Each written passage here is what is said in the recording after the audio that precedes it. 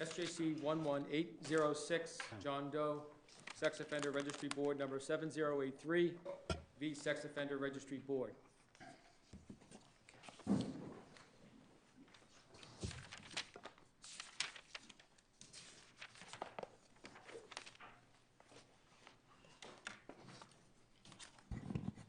Mr. Stiles, you may begin. Yes. Thank you, and good morning, Chief Justice and Justices. I'm Ethan Stiles, and I represent the petitioner in this case. The classification and dissemination of his information while incarcerated and civilly confined to the treatment center well before a potential release date violates his right to individualized due process and an accurate classification at the time when he needs it most. Could I ask you a factual question? I'm Yes, sorry to interrupt you, but as I understand it, at the time the date was set for hearing on this, on the registration question, the date for the Section 9 trial was August of 13, That's correct? When did it change to August of 14? Well, I'm glad you asked that, since I have new information for the court on that subject. So I believe after he had his hearing, and the classification was there was postponement for the year to August of 2014. That was the situation at the time when I filed the brief in the appeals court. At oral argument, by the time of oral argument, the appeals court last August, I was able to confirm that he had withdrew that Section 9 petition, and so at the time he didn't have one available. Now, since then, he filed a new Section 9 petition on, I was able to confirm this today, on October 14th of last year. It's 2014. The docket number for that case is SUCR 2014-11049. Yeah, I mean, thank you for that. But what I'm really trying to focus on is, when would the board, SORB, have been able to know that the date of the of the Section 9 trial had been moved? Well, I know that the board has statutory mechanisms to acquire new information about pending cases. So it can adjust it, and the petitioner also can should have some obligation to keep the board current as to what's going on in his Section 9 trials, which leads me to my point of what is the reasonable time in this case to hold the hearing. Now at the time of the hearing, there was 18 months between his hearing date and his potential release trial. But he was also serving a criminal sentence, and that sentence was not due to expire until the end of 2015, going by the parole date. So really, he has two hurdles to face before he can be released. He has to win a Section 9 trial and either obtain parole or serve out his sentence. So at that point, already we're at the... I thought the criminal one was a shorter period. I thought one was 10 months and one was 18 months. The 10 months was his first parole eligibility date, but if he fails that, then he may have to serve the remainder of his 3 years. So he had a 5 to 8 year sentence. So if that's at year 5, he's got 3 more to serve. Right, but I mean, it's not... Put aside for 1 minute the Section 9, but just focusing on the criminal sentence, it's not unreasonable for the board to look at that initial parole date, is it, in terms of setting the date for the hearing to classify him? I would suggest that the parole hearing is irrelevant, because even if he obtained parole at that time, still he would still be subject to civil confinement. He would still be incarcerated. No, I know that. I'm just trying to focus you on the criminal sentence, and you seem to be saying, let's assume there was no Section 9 issue at all. We're only looking at this criminal sentence. Wouldn't it be reasonable for SORB to look at when is that initial parole date in setting the time for the hearing? Well, if that were the case, I think my argument would be a lot simpler to make, because the appeals court in Doe 6904 that was the situation in Doe 6904, where we had a criminal defendant, he had a parole date, within the year of his classification date, and he was due to wrap up within 4 years, and the appeals court said, no, that's not within a reasonable time. So the answer is no. I forgot that. I knew about the 4 years. I didn't know that there was a parole date in there. So what is SORB to do? I mean, SORB's got the problem is it's not as if there's a fixed date here. So you have a parole date where he may or may not be granted parole. You've got, he's a sexual offender and potentially, although not likely, he could be released. What is SORB supposed to do? Well, what they were asked to do in this case was either to stay the classification hearing until some point close to his release date. What point? They were not asked for a particular. I don't believe it. I'm not sure if a particular date was asked for, but. So what if they turned to you and said, "Give us a date"? Well, what would you have said? Well, I wasn't representing the client below, but Yeah. I would say that if we look to the statutes for guidance on what the legislature is comfortable with in these cases, it would seem to be approximately 6 months from the date of the hearing would seem to be appropriate. Could I just follow up a little bit on the reasonableness, and just so I understand? You've got a preliminary classification, That's correct. and you carry that preliminary classification, and you get this pretty early on, right? Everybody gets a preliminary classification 3, let's say, pretty often, because you haven't done anything to receive treatment, so you've just been committed and for an offense, or you're at the treatment center and you haven't gotten treatment. So is the issue more with respect to the regulation that changes the burden to the offender to disprove the accuracy of the classification if you go to hearing? Am I making myself clear? I mean, if you just carry this, does it matter that the hearing, if you claim that that's a wrong certification, happens before or after your release? If the point of it is registration, and you have a preliminary registration, you've got to register.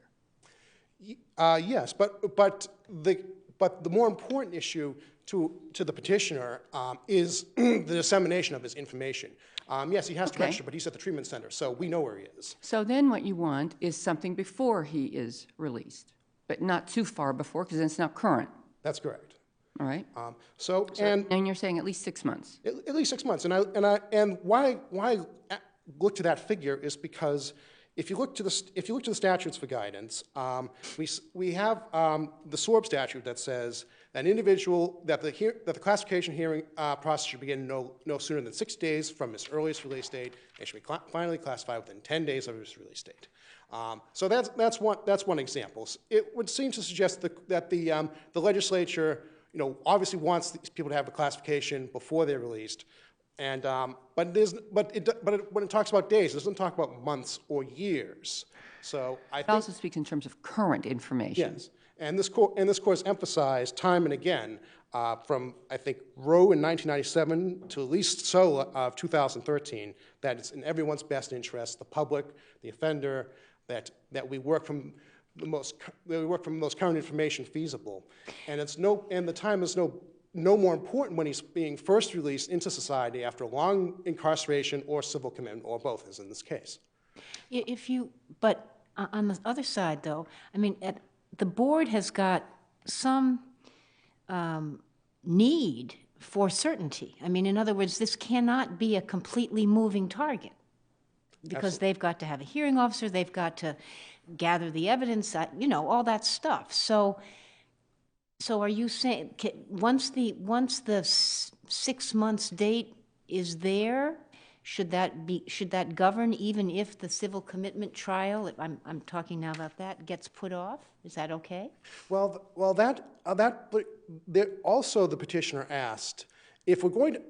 He recognized that if we're going to have this classification hearing, that the record should be held open and allow him to present, new evidence, new reports, his advancing age, for example. He was 46 at the time, and if I calculated correctly, he'll be 50 as of June. So, so essentially, he wanted to keep the record open so that he could, with the assistance of counsel and with the burden still on the SORB, which I believe that Justice Duffley was alluding to be able to bring that to the board's attention either just before his next trial or after his next trial, and allow them to consider that for its full evidentiary weight. But is that quite what the appeals court had in mind in Doe 6904, when they said if there's a significant time between the classification and the scheduled release, upon a showing of material change in circumstances, you can reopen the hearing, which then keeps the burden on SORB, which is different than saying all you're limited to is a reclassification hearing where the burden shifts.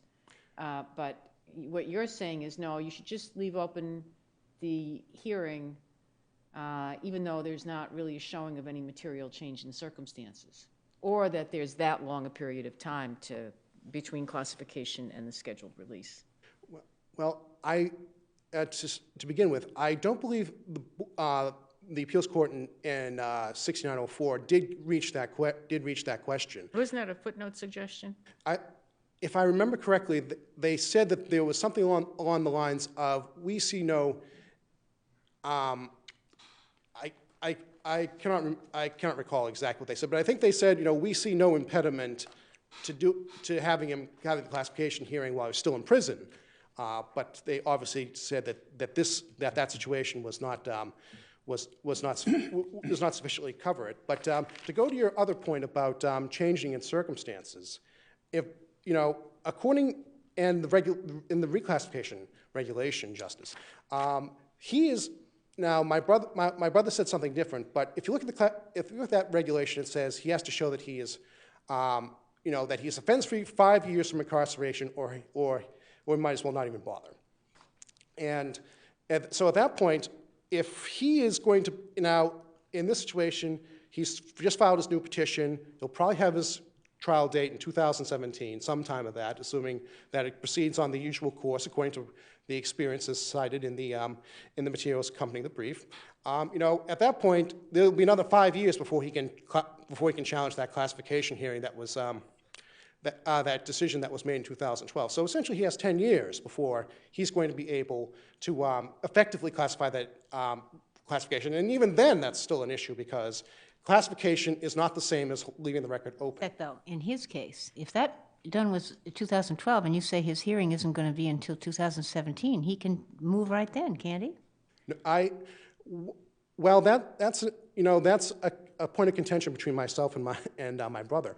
I suggest that the regulation would not allow that, and because it requires the 5 years, and that's based on the cases that underlie the factor that talks about 5 years lower risk, 10 years lowest risk. So I don't see their interpretation as really adhering to either practical usage of the term incarceration, which can mean imprisonment, it can mean confinement, it can mean substantial restraint on liberty, which civil commitment is at least 2, if not 3 of those things, and also that the studies which guide that factor. So I don't really believe that he's going to be able to come out immediately at 2017 or at some point before and have a meaningful hearing on his reclassification decision. Okay, so help me to. So let's assume you have a hearing scheduled for a Section 9 hearing, okay, civil commitment hearing, Section 9, July 1st, 2015. When do you say SORB should set the classification hearing? Well, I would suggest that if this didn't happen, that at the 6-month mark, they should have been able to complete their initial classification and give the notice to the petitioner, do you want to challenge this or not? And then at that point... So they've done that, say in March of 2015, July 1st is the hearing date. When's the hearing supposed to be? Well, I would suggest a month prior to the trial date would probably be reasonable to hold the hearing. Okay, so they hold the hearing in March, and then the case gets postponed for a year. Well, at that point, he's also, which brings me to, I'm very glad you asked that, because that brings me to that ultimately the petitioner wants his final classification to be stayed until he's released. He understands that he can't have it, he's not going to have it afterward. So he's asked for that, say, don't give me my final classification if I'm released. And so if he is released, then he gets his classification. The groundwork's in place. If there's some new information he wants to bring, well, that's up to him. But if he doesn't, then essentially he's asked the board to hold his classification in abeyance and not disseminate until the next time. And yes, it does have the potential of being a serial every 3 years of this reoccurring, but the board does have mechanisms in place to provide for that, because the reclassification hearing can happen every 3 years. But I mean, just pragmatically, so let's say April 2015, you hold the SORB hearing, and then it turns out the trial gets postponed. The hearing officer has probably written, you'd want the hearing officer to write something or to basically make a preliminary finding, and then it turns out, poof, trial's off. That's supposed to not be issued, and you want that to be held in abeyance until trial is held? Yes. It could be a year or 2 years later? It could be a year or two. And then do you want a new hearing, or simply the opportunity to offer additional evidence before that becomes final? Well, I would suggest it's typically the opportunity to offer new evidence, because most of the time it will be documentary evidence, expert reports. And it'll be up to the board, the board in its discretion whether to grant a hearing if, for example, you want to offer testimony from whomever, an expert witness, or the person's spouse, or whoever that may be. But essentially, the board does have, the provisions in place, to hold classifications in abeyance indefinitely. They do this in cases where someone is outside the state and he has to have a new hearing because it was rejected on review. So they do have the mechanisms to engage in this and allow for that his classification be as current as possible at the time when the public and he needs it most, and that's when he's released. And if that hearing officer who heard it in 2015 has moved on to another job? Now, in that case, obviously, we would expect that there can be written findings and they can be put down any time, so that the new hearing officer isn't starting fresh from ground zero. Okay. Thank you. Thank you very much.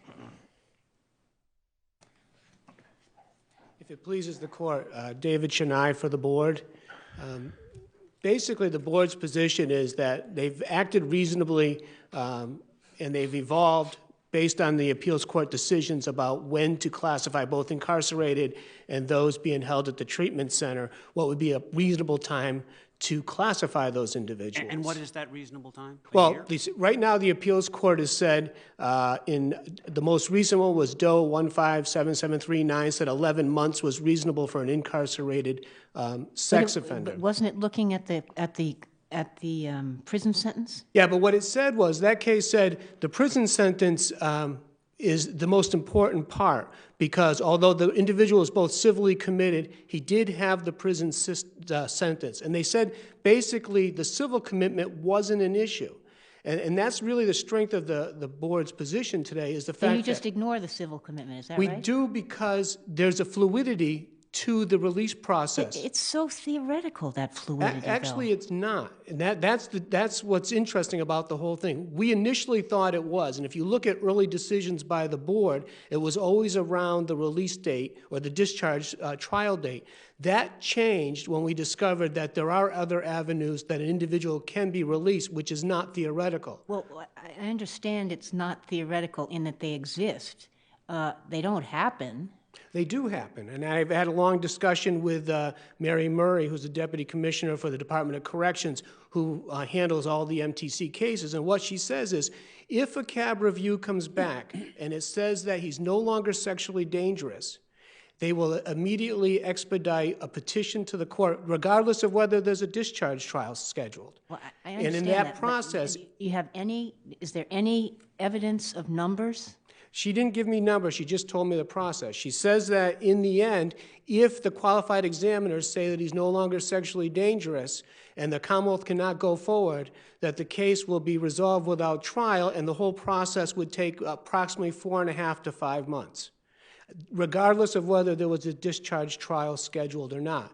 And if you'll notice the cases, the board has started following that policy, the fact that they can be released, that there's a fluidity to it. Now, in this case is a good example. Could I just stop, because I just wanted to miss the opportunity to clarify for my own mind for what you're saying. So at that point, you're talking about civil commitment, but early on, there would be a preliminary, wouldn't there be a preliminary determination about the level? That just hasn't gone to... See, what happens is, and that's why it's an important issue, is that 4.5-month turnaround would make it tough. If a cab review came back, and in this case, this individual's cab review, next cab review was in... But I'm saying, if, let's say he's been committed, right? Correct. And you're suggesting that he can be committed and be released in 4 months? You're not really. He's been there for a while. This individual was there for a couple of years. Okay. And so in the ordinary course, pretty quickly, you seek to have a preliminary determination, right? As to- Correct. all right, so you've got a preliminary. So that's there. Let's say it's level 3 for this individual. And unless this individual has a hearing, he leaves with that, right? No, because, well, he still has to have the hearing, correct, but he doesn't, Right. but the difference is that if he leaves with a preliminary, if he leaves it, Right. MTC with a preliminary classification, there's no dissemination, it's not a final classification. And one of the issues you have is, unfortunately, is with people from the treatment center who are released, many of whom become homeless and are hard to track afterwards. That's why it's important to get them done before they leave the treatment It's center. only, you can't disseminate only if he challenges. Oh, no, we still have to have it, well, if he doesn't says, I don't. challenge, it's there, right? Right, but he has the right to. All right, so, but aren't you then in a context of a challenge, which then can be subject to whenever you schedule the hearing? Well, no, there's regulatory timeframes involved. Right. We have to give him notice of our preliminary classification. He has within 30 days to provide us with any documentation that may help him, that he believes will help him. We're beyond that. We then have to send him back a notice and of his right to have an indigency. Correct. Then if he asks for an attorney, we have. Sure, all that. We do all that, and then we have to wait for first year, we're not CPCS even to in the appoint second the year, attorney. right. And then, once the attorney's appointed, we have to give them notice of a hearing date no less than 30 days before the date. Unless he agrees, but okay. Well, generally, this is the process. That's where you are. The process. Right, so the process is contemplates about lots an of 80-day continuances. to 120-day process. Or more if it makes sense. If more of it, because Okay. there's also, for good cause, it can be extended out, all of those Well, timeframes. and probably was seeking all these extensions because he wants to make sure your information is current. Or I don't know why. It could be. Well, no, actually, what happened in this case, he didn't seek any extensions. What happened was, after we started the preliminary classification, he was convicted of the third sex offense. He got a 5 to 8. Right. The board stopped the proceedings and waited till they were 10 months within the actual parole date. And that's the important part, is that the board was being reasonable. It's not like they do this willy-nilly. Let me ask you about that, though. If, and I didn't realize this, but what Mr. Stiles says is that in John Doe 6904, there was, the court's decision is all about that 4 years till the sentence wraps up, right? No, well, they mentioned that, but the thing was that 6904 was clear. They did not make a time frame. What they said was that because at that time, if someone was incarcerated and released, there was 5 years before they could ask for reclassification. The possibility that he might not be released for 4 years, added with 5 years, would be a 9-year possible reclassification period. That was really one of the main concerns that 6904 had. What I'm trying to get at is the court did not take into account that there was an initial parole date in there Well, somewhere. they did talk about the parole date. They did talk about the parole date, and since that time, the appeals court has consistently said the parole date is the date we should look at. In fact, the case I cited specifically says 11 months from the actual parole date. It didn't say wrap-up, but parole date was reasonable. There's another case that says 10 months is reasonable, which is the time frame we're in. And for these reasons, the board's consideration in this case is on that parole date. Because, again, there's a fluidity to the releases for the civilly committed individuals. The parole date's a rigid date, and they're working off of that parole date. But you know, particularly for a civilly committed person, I mean, if a criminal sentence was one thing, but with a civilly committed person where it's much more tenuous whether you're going to get out, I would suggest to you, because you don't have definite dates. The whole rationale, the only rationale for civil commitment is that you're getting treatment to get you better, correct? Correct. So it's really important to allow it to be as current as possible, because theoretically, the person who is civilly committed is supposed to be getting treatment all that time. Correct. So when you set it way back, it doesn't serve that purpose at all. Well, again, it does in a way, because you have the fact that they have all the records to that point at the hearing. And under the new regulations, the most recent regulations, he has a right in 3 years, if he's still in, to ask for the reclassification, to have his updated records put in, if he's still there. If he's Ask not about still that? there, then obviously that's not an issue. But that's a completely different burden at that point. He doesn't have the same opportunity as he did originally when this is set already. He now has to overcome, he has to overcome it. Burden shifts to Doe. Correct. But he still has a chance to put his information in prior to being released from being civilly committed. And again, the issue becomes, if he's civilly committed and then is released prior to our being able to classify him, and that's really the balance we're trying to strike here. Then why not leave it open? Because And again, not switch, and not shift the burden to Doe? Wouldn't that be the solution? because I we mean, need so some that he- finality to these Well, cases. Why? Because we need to So go it would be forward. final?